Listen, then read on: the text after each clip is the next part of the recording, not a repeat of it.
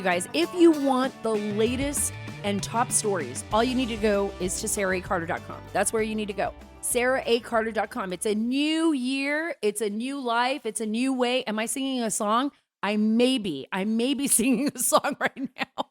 But you go to SaraACarter.com and you can also go to our podcast link there. And I want you to go to the podcast link. I want you to download the Sara Carter Show on Apple, Spotify, wherever you get your podcast.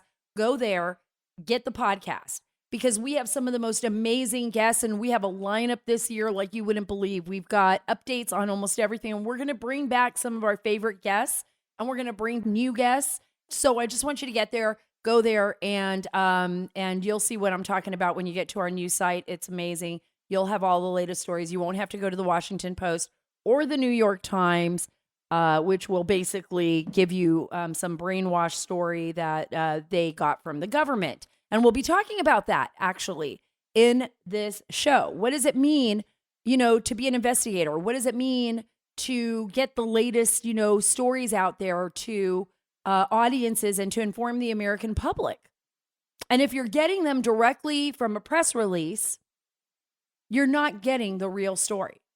And I think we have seen that with the interview with Dr. Robert Malone, which I thought was fantastic. That 3-hour plus interview with Joe Rogan, where Dr. Robert Malone, part of the mRNA creator of this of the vaccine that has been so controversial, the COVID vaccine, on Joe Rogan's show without being censored, laying it out what his concerns are as an epidemiologist, immunologist, talking about his research, talking about what's happening. We're going to talk about that on the show. We're also going to talk about why Biden's border policy really isn't a failure.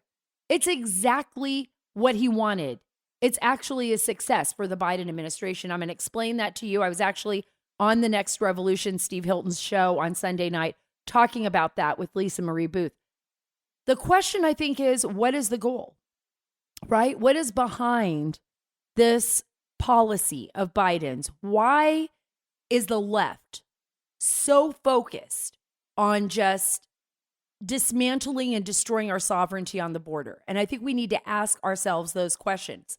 I'll also discuss not only another failure, this is a real failure of the Biden administration. Definitely not something that I would consider a success, but it was Afghanistan.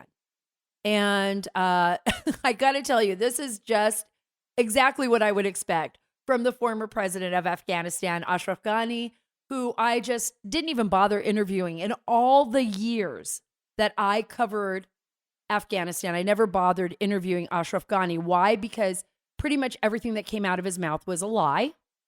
And he does not care about his people. And I'll explain why in this show. And you'll see from my personal point of view, from my stories there in Afghanistan, what I dealt with. He actually told reporters that he didn't realize he was fleeing the country when he did. He was just going on vacation, right? Just heading out of the country for a little bit. He didn't know the entire country was going to collapse. He didn't know that. He didn't know that the Taliban was going to take over. He didn't realize that Biden, just on a whim, the Biden administration, and by the way, I'll explain that to you too, how people literally within our intelligence community, our military, had no idea, had no clue that Biden was going to pull the rug out from underneath Afghanistan when he did. But this is Ashraf Ghani. These are the leaders that, frankly, let's be honest, we put in place to lead other nations. And there's no wonder why after 20 years, Afghanistan just imploded on itself and imploded on us. But a lot of people line their pockets, including Ashraf Ghani. And we'll also discuss some of the latest in this COVID madness, Omicron. What does it mean?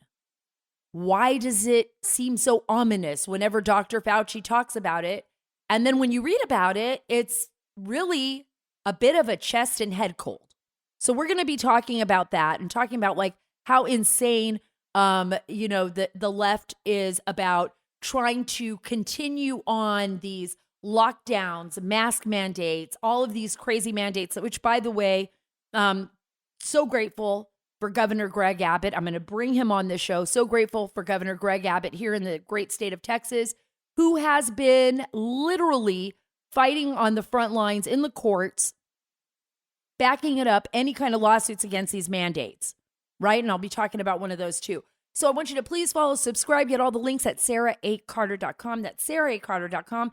And while you're there, I want you to sign up for our email list. This is so exciting. Again, let me tell you, they are fascists at Facebook, at Twitter, all of these social media entities. The only way we are going to be able to communicate with one another is for you to get on our email list. And I promise you, I read through these. I got some great emails last night after I was on Steve Hilton's show, and I do read through all of still Twitter, your tweets, all the messages you send me, whether that's in LinkedIn, whether that's going through Facebook. I mean, we still have these entities. I'm still out there on them. I'm not going to just, throw it all away yet, because I believe that as a group, as a people, we can fight it and we can get back some of our freedoms. But we still have to be able to communicate with one another if they shut us down like they did Dr. Robert Malone on Twitter. And that's through our email list. So get on the email list. I promise you, you'll get the latest in all of our stories. You'll get links to the best podcasts. We have great writers at sara8carter.com. And I will read the messages that you send to me, and I will look at the stories that mean the most to you. Folks, now is a critical time to be vigilant in the defense of our freedom. I say this all the time, and there is no better way than by joining the Association of Mature American Citizens. That is AMAC. And by the way, AMAC welcomes everyone. You don't need to be 50 plus to join AMAC.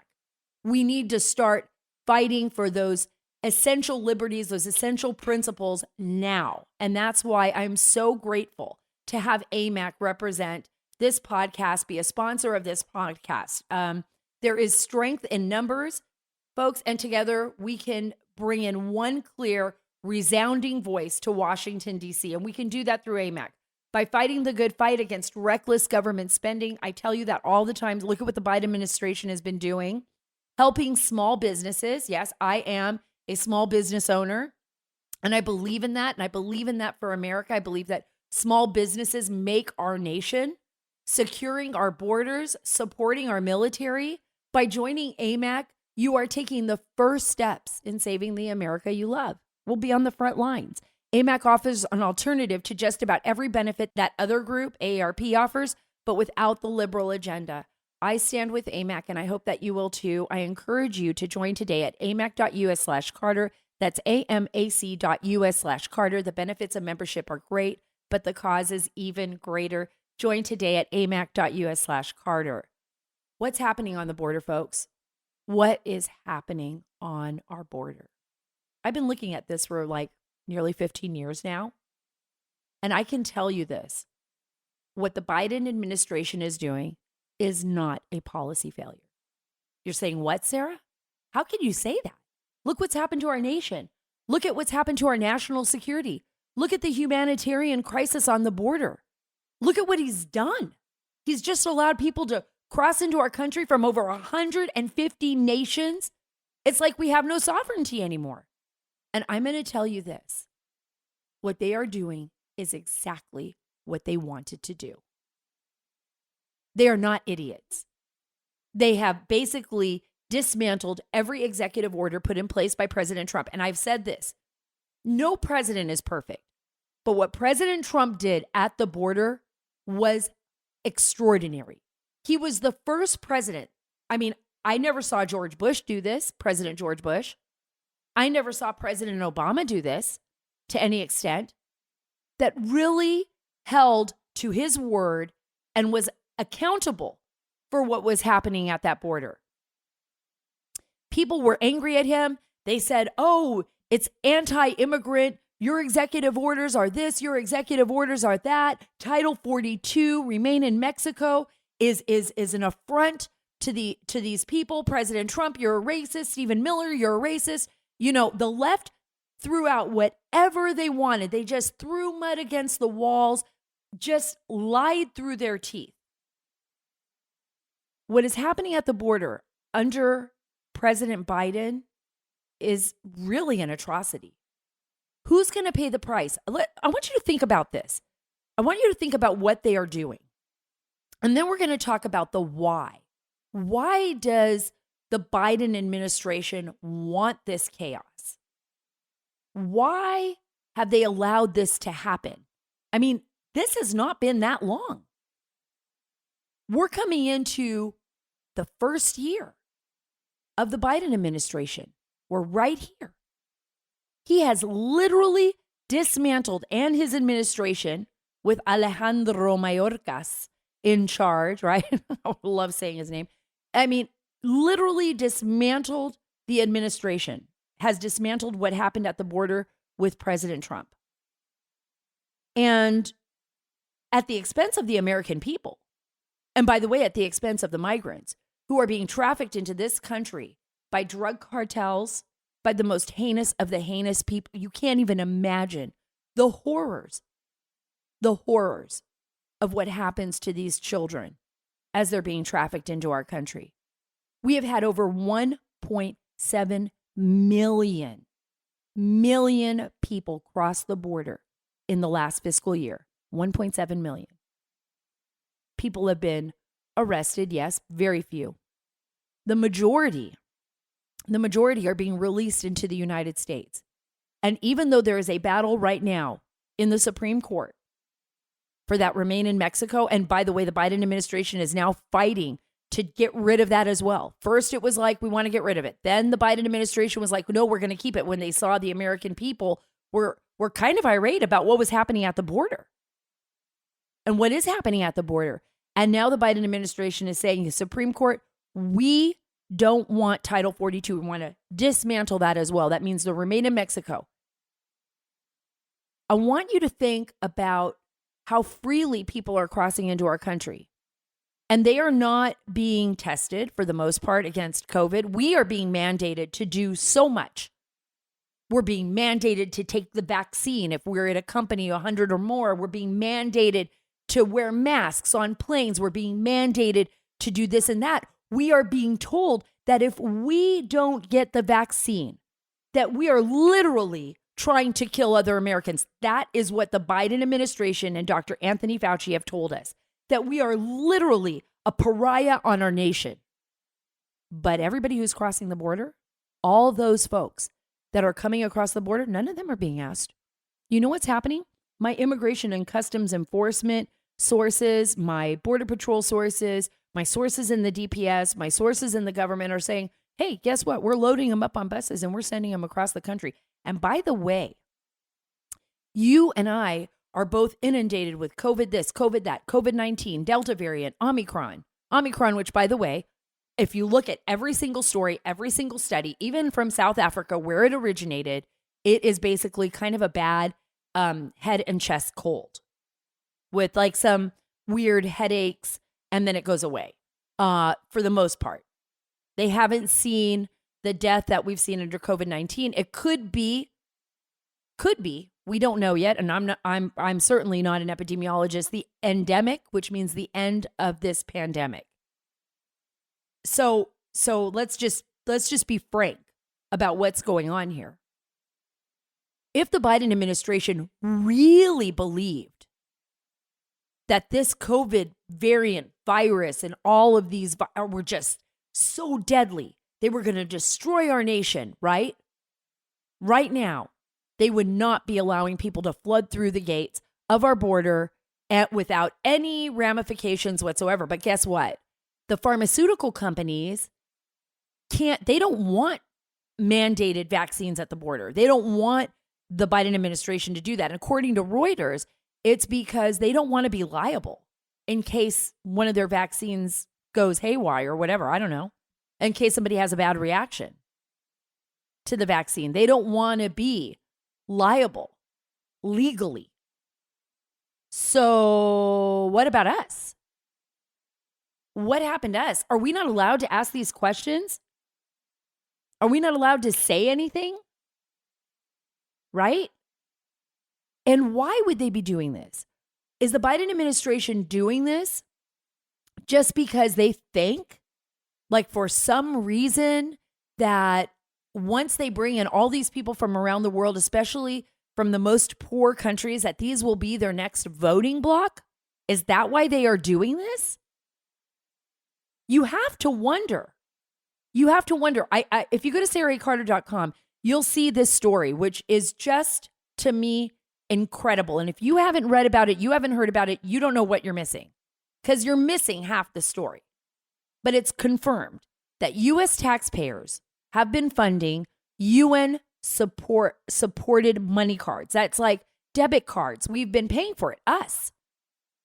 UN supported money cards for migrants coming illegally into the United States. You cannot make this up. Cash debit cards are being handed out not only to illegal immigrants, but to repeat border crossers. That means people that have been sent back, the ones that they have sent back. Most of them haven't been sent back. They're literally put on buses. I want you guys to understand this. In Phoenix, Arizona, they're loaded up and they are sent across the country with their money cards and whatever else, and a report to an ICE station or a report to court, which never happens. They never go back for the most part. They just disappear into the fabric of America. And these are, for the most part, these are people that didn't mind getting captured. On the other hand, think about all the people that have come into this country that we don't know about, right? I wonder if they have money cards. I want you to listen to this because it's so incredible. Todd Bensman reports on one of his trips to Reynosa, Mexico, a migrant camp, where he took photo documentation of United Nations supported international organization for migration. I've talked about them before, the IOM, handing out money.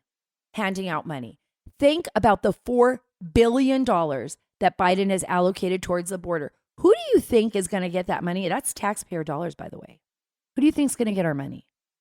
All of these NGOs. And they're going to line the pockets of their friends, guys. They're going to put this $4 billion plus whatever money else they've had allocated towards Central America, Guatemala, and all of the NGOs. They are going to line the pockets of their NGO friends. This is payola, in my opinion. When Benson tweeted the photos he took, Republican lawmakers were outraged as they saw the images as evidence that the U.S. taxpayer-funded IOM was providing material support to an ongoing mass migration harmful to America's national interest. Again, I ask you, is this policy a failure? Or is this exactly what the Biden administration wants? Guys, we cannot be fooled. You have to realize that this is what they are doing. Purposefully. They want this to happen. They being the Biden administration and those associated with the administration and everyone else that's in their pocket, like Alejandro Mayorkas and everyone else they've appointed to a senior position, Xavier Becerra over at Health and Human Services. These people are literally doing what this administration wants, which is to keep our borders wide open, to let the floodgates run in. And even if we follow the money, I believe it's much deeper than that. I believe it's much deeper than the money. I believe this is about obtaining power and doing what they need to do for themselves and for the future. It's going to eliminate, in their mind, the Republican Party. Let me tell you this, though. It may backfire on them, especially with the Hispanic community. And I'm not just talking about Cubans like my mom. You know, they were naturally more Republican. I'm talking about the Mexican American community, the Guatemalan community, the Bolivian community, the Ecuadorian. I'm just talking about all Latinos in our hemisphere, in the Western hemisphere. More Latinos are conservative than they are leftists. Most of them have fled countries run by leftists. We saw that in Venezuela. Latinos strongly disapprove of Biden. They strongly disapprove of Biden. This is something that you're not going to hear the Biden administration say. Why do we know this? Because a new PBS Marist poll shows Biden with a devastating approval ratings from Hispanic voters. It's on this tweet Chris Evans posted up there. It's even lower than his approvals amongst white Americans. Hispanics approve only 33% of what Biden's doing. Disapprove, listen to this, 65%. That's 32%, a net negative 32%. Think about that. Whites approve 40%, disapprove of Biden 56%. This is going to be a slaughter come midterms. 2022, I'm telling you, there is a red wave that is going to sweep across this country. And I'm glad the Democrats are asleep at the wheel. I'm glad they don't know what's going on here. I guarantee you it's going to be far worse come the fall. That is, as long as we don't have some kind of weird black swan event like we had with COVID that throws everything into chaos. But I think it's important that we pay attention to that. We pay attention to what the Latino voters, and by the way, black voters are waking up to that as well. So the Democrats are losing a lot of the base, a lot of their base. Mike Lindell is my friend. And by the way, he's the inventor and CEO of MyPillow. He has been keeping a close eye on the recent supply chain issues. And he wants you to know that MyPillow is in stock, guys, with no back orders and no delayed shipping for all of their products. Why? Because MyPillow is made 100% right here in the USA, and they have built a huge inventory. Go to mypillow.com and click on the radio listener specials for specials like 40% off all my slippers and 50% off all MyPillow mattress toppers. Enter, listen to this, the promo code Carter, that's CARTER, or call 1-800-685-7221 for great MyPillow specials. That's 1-800-685-7221. Use the promo code Carter at checkout. Save now on all MyPillow products now at mypillow.com, code Carter. You guys, you can't make this stuff up. Okay, Ashraf Ghani is just the biggest liar. I know most of you probably don't even know who I'm talking about. Ashraf Ghani, he owned a restaurant here. When I lived in Virginia, it was actually his family owned restaurants before he became like the president of Afghanistan. It's like so weird, his whole backstory. But this guy is just the biggest liar ever. He was in the presidency twice in Afghanistan. He claims he didn't know. He was fleeing the country when he fled the country. By the way, this is the same man. This is the same man who had literally piles of money, millions of dollars on pallets being moved out of the Kabul airport on pallets and rolled out to private planes and flown out of the country. That was your taxpayer dollars. This is the same guy we put into office. I'm telling you. Just look it up. I'm not making this stuff up. When I was in Afghanistan, I spent, a good portion of my career there traveling back and forth into Afghanistan, covering the war. People would say, well, do you want to interview President Ghani? I said, why? Why do I want to interview somebody who's going to lie to me? I kind of feel that way a lot about, leadership and politicians and lawmakers sometimes. But there's some that have come out that are really straight up. They're so straight up. I mean, it gets them in trouble. That's why I have them on my show. And they're not trying to be anything. They're just trying to get the truth out. But people like Ghani, when you have a nation of people that are hungry, riddled with war, riddled with crime, women that are being abused, just multiple failures, just a place that is so gut-wrenchingly tough to live. I mean, life there is so fragile and so fleeting. You don't even think about COVID. You're just hoping that you can, make it across the street or to the next village. I would hear all the, especially when I came back from trips, my kids would complain, or I'd hear people talk about, all these issues on the news that seem like, first world problems, right? Mental issues that aren't really that I would consider not. And I'm not going to say anything because I know there are people out there that'll get mad, but issues that would not be at the forefront of someone's mind in Afghanistan, right? For children there and for women there and for men there, the most important issue is, am I going to get food on the table tonight and will I survive the day? I want you to think about that. They don't even have time to complain about do I have, ADHD? Do I have ADD? I mean, it doesn't even matter. It doesn't even matter. I met kids out in the fields that I would be out with the Marines or out with our Army, on a patrol, on a mission with them, covering a story. And we would get out into the farmlands. And I remember meeting a little boy who was maybe 5 or 6 years old, and he was cutting out the weeds out of his family's farmland, out of where they were growing. I can't even remember what they were growing. It was so many years ago.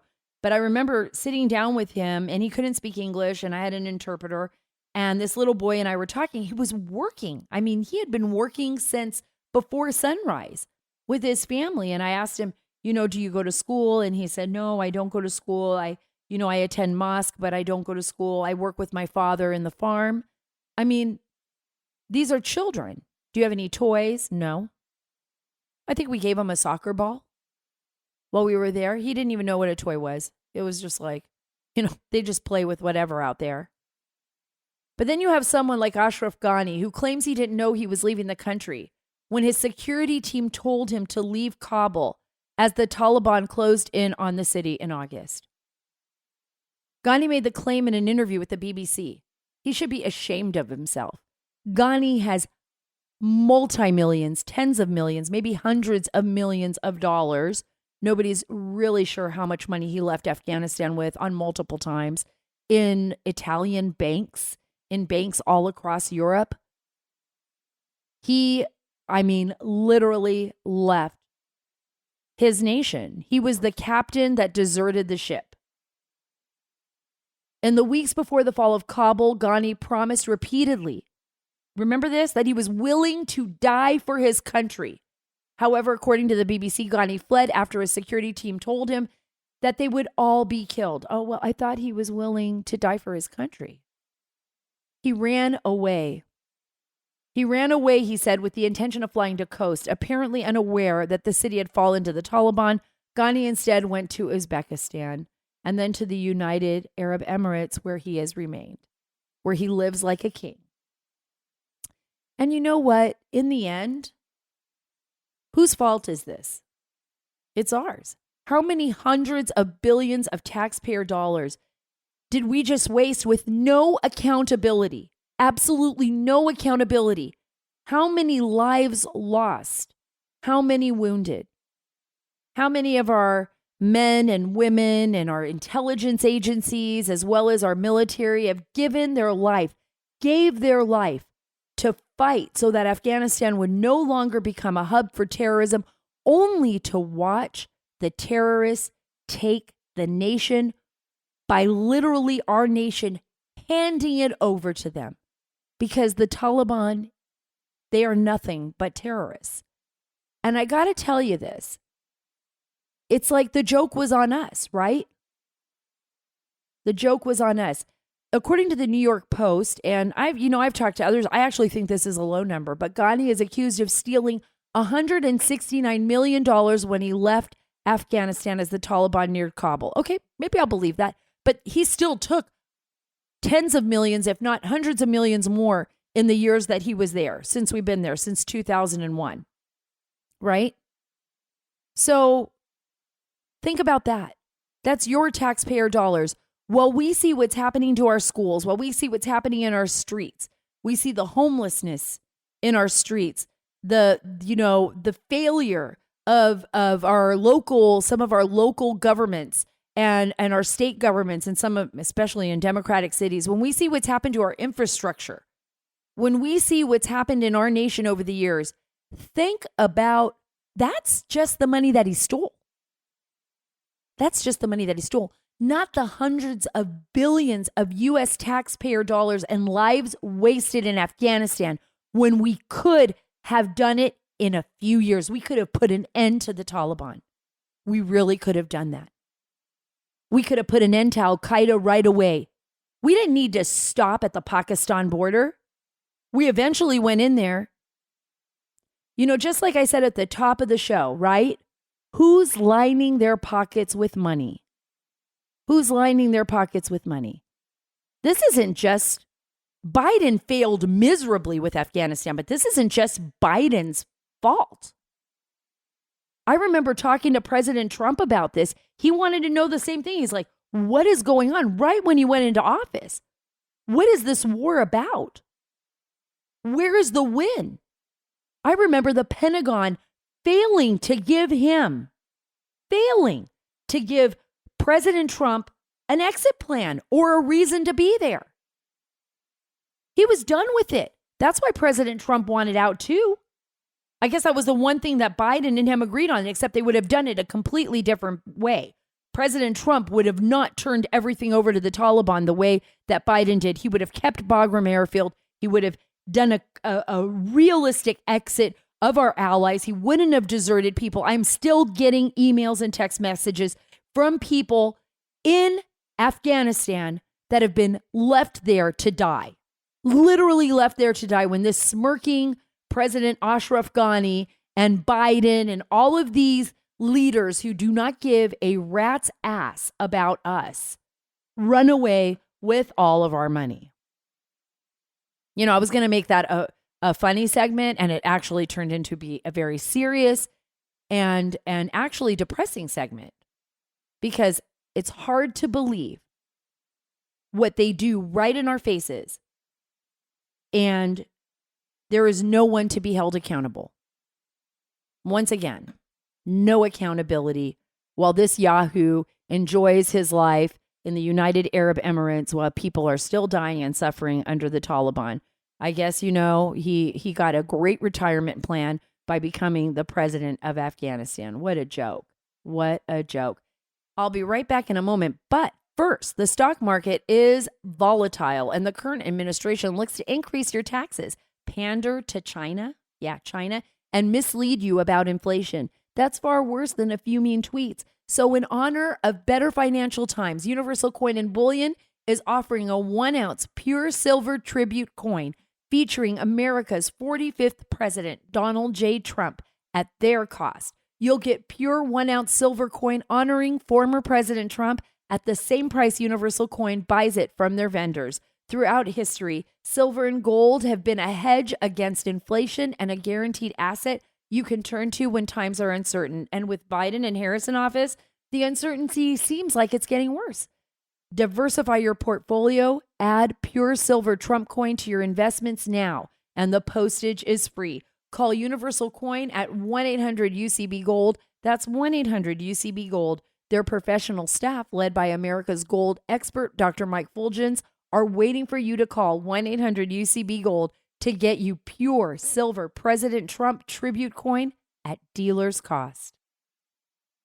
You guys, are we having a deja vu or what on COVID?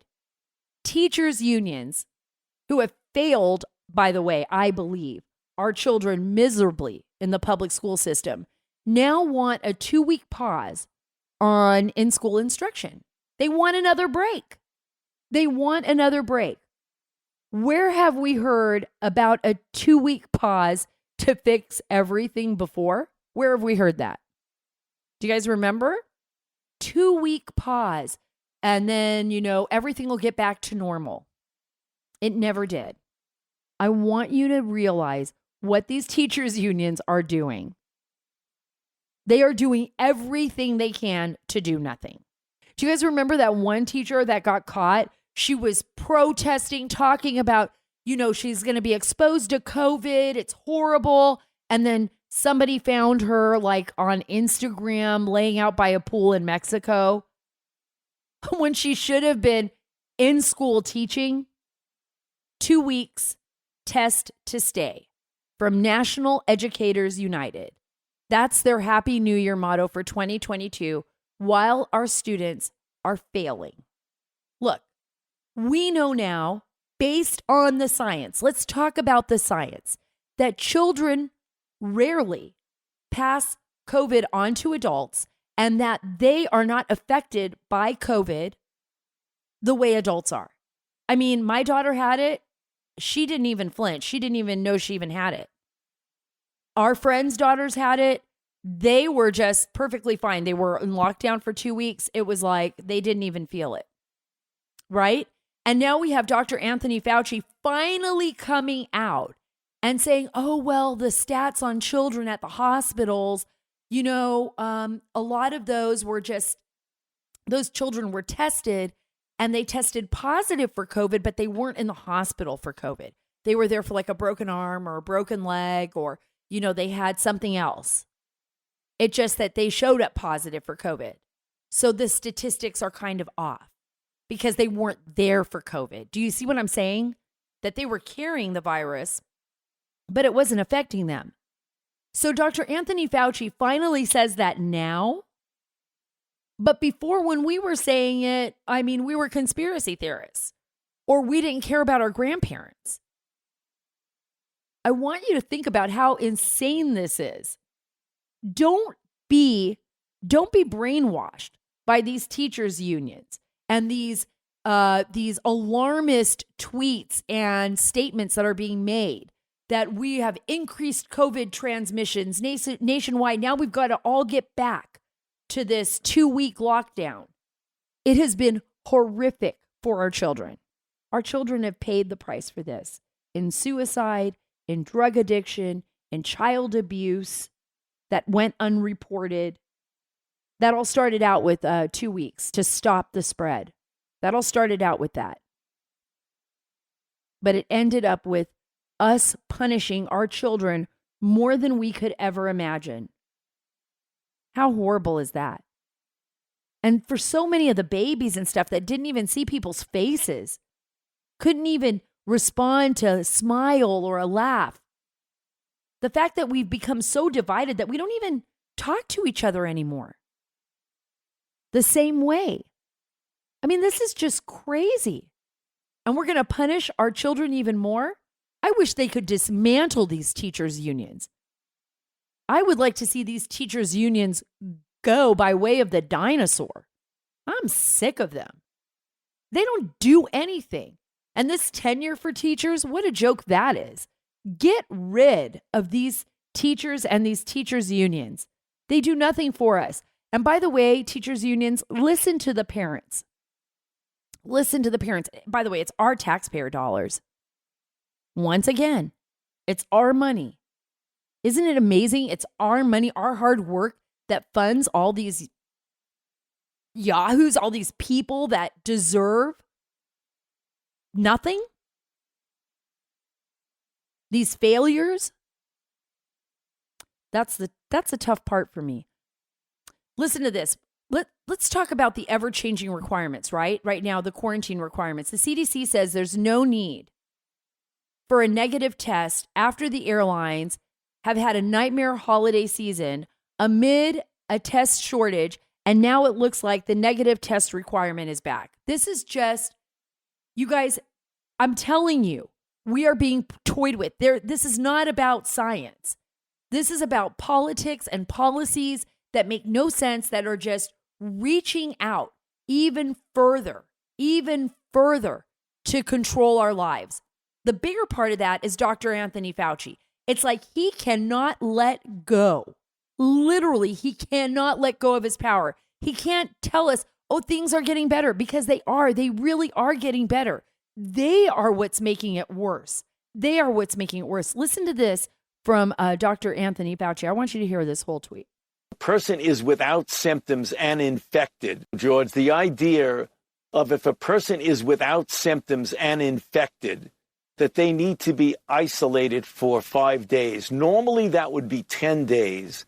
The CDC decided that they would cut that down to 5 days if the person remains asymptomatic, so long as when they do go out in the second 5 days of that 10-day period, back to work or back into society, that they diligently wear a mask. You're right, there has been some concern about why we don't ask people at that 5-day period to get tested. That is something that is now under consideration. The CDC is very well aware that there has been some pushback about that. Looking at it again, there may be an option in that testing could be a part of that. And I think we're going to be hearing more about that in the next day or so from the CDC. I want you to hear what Dr. Fauci was saying there. They are just pulling stuff out of the air. They don't even know. There's no science behind this. There is no science behind this. They are literally taking control by pushing fear. By pushing fear. It's like a religion for them now. They want us to be afraid. They want us to be wearing our masks. For the left, they don't even care why they're doing it. It's just, they're just doing it to show up everyone else. It's like, look, I'm wearing my mask, even though we know that the cloth masks aren't even working. They don't work. The reason Omicron and all of these other, by the way, there's so many other viruses and it's flu season and there's a lot of other stuff out there. It can penetrate through the mask. It's small enough to do that. The only thing I guess you could get an N95 and have it fitted. That may work. But every time you're on a plane and you're sitting next to somebody and they got a cloth mask on, that's a joke. Even when we're wearing them, it's not really doing much to help anyone. And by the way, getting tested over and over again and, trying to figure this out, this all has to do with workers not being in work. We don't have enough workers. The reason they're reducing it to 5 days is because people are missing work. And the government and our country cannot run when everybody is just sitting at home. Or they're going to have to start issuing checks again. But maybe that's what the left wants, right? Maybe they want us all to be just sitting at home, gathering some checks and watching television instead of actually questioning them and what they're doing and holding them accountable. Maybe that's what we should be doing, right? Guys, don't be fooled by what's happening here in our country. Ask the questions. Do the right thing. You don't need to be an investigative journalist. You just need to be an American citizen and a parent and a brother or a sister or a friend. Or a business owner. That's all. You just need to be a part of our country in any way, shape, or form. You have the right to question your lawmakers. You have the right. We all do. We have the right together to question these people who are literally trampling on our freedoms, who are taking our taxpayer dollars, who are lying to us in our faces. From everything from COVID to the border to the mandates, we have a right to protect our families, our children, and our interests. And remember this, the only job that President Biden truly has to do, the only job that is required of him, is to protect our national security and our nation. That's it, period, end of story. He can butt out with everything else. And we have a lot of enemies out there. We do. China being one of them. Russia under Vladimir Putin. Iran. We have enemies out there that want to harm us. Biden should be paying more attention to that. But instead, the Biden administration thinks the enemy is the American people, or at least 50% of it.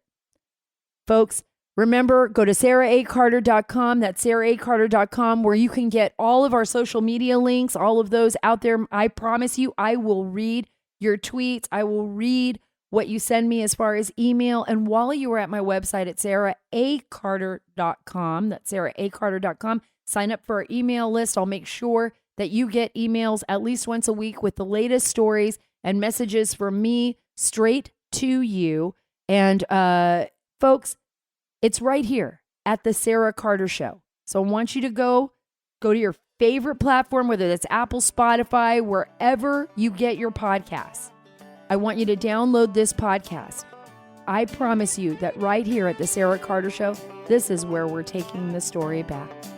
God bless you, and God bless our great nation.